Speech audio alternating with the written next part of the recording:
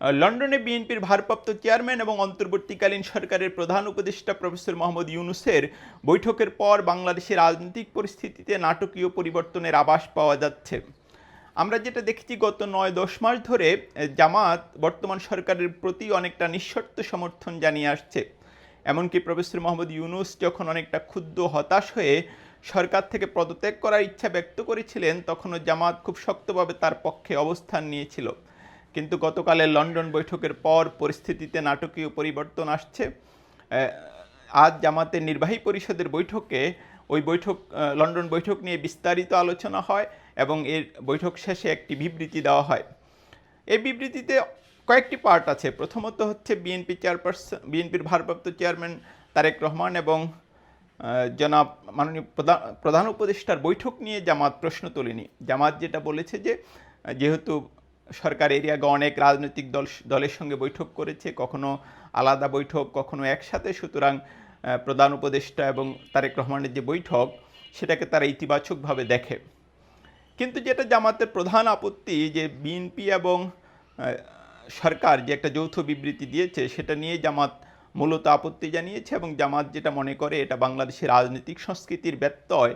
এবং জামাত বেশ কঠোরভাবে বলেছে এই বিবৃতির মাধ্যমে একটি দলের প্রতি প্রধান উপদেষ্টার বিশেষ অনুরাগ প্রকাশিত হয়েছে এবং বলা হয়েছে যে প্রধান উপদেষ্টার যে নিরপেক্ষতা সেটাকে ক্ষুণ্ণ করেছে এই বিবৃতি, ওই যৌথ বিবৃতি। জামাত কিন্তু বিএনপির নাম উল্লেখ করেনি, কিন্তু এটা তো বোঝাই যায় এটা বিএনপির কথাই তারা বলেছে।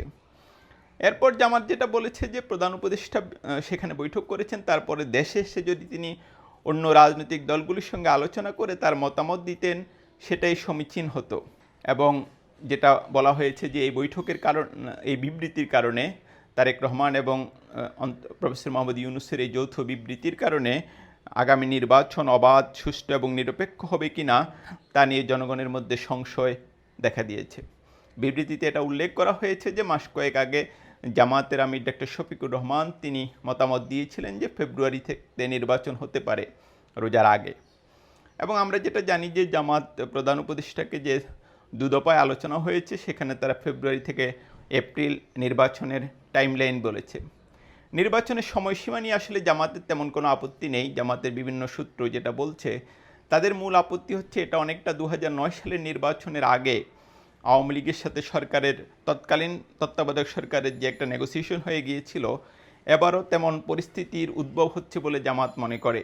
এবং তারা মনে করে এই ধরনের একটা পরিবেশ তৈরি হলে সেটা নিরপেক্ষ নির্বাচন হবে না এবং তখন অনেকটা একতরফা নির্বাচন হয়ে যাবে। যে কারণেই জামাত অনেকটা ক্ষুব্ধ এবং হতাশ। এবং ওই বিবৃতি শেষ দিকে জামাত প্রধান উপদেষ্টা আর প্রতি আহ্বান জানিয়েছেন তার ভূমিকা স্পষ্ট করার জন্য। আমরা যেটা দেখেছি এর আগে এনসিপি বা নাগরিক পার্টি তারাও প্রায় কাছাকাছি ধরনের বিবৃতি দিয়েছে, যদিও এনসিপির বিবৃতিটা সম্ভবত এতটা করা নয়। তারা ওই যে সংস্কার এবং অন্যান্য কার্যক্রমের উপর জোর দিয়েছে, কিন্তু এনসিপি সেইভাবে সরকারের প্রতি অতটা ক্ষুব্ধ মনোভাব ব্যক্ত করেনি। কিন্তু যেটা দেখা যাচ্ছে যে লন্ডন বৈঠকের পর বাংলাদেশের রাজনীতিতে একটা নাটকীয় পরিবর্তন হচ্ছে এবং জামাত এবং এনসিপি এখন অনেকটাই সরকারের বিরুদ্ধে অবস্থান নিচ্ছে।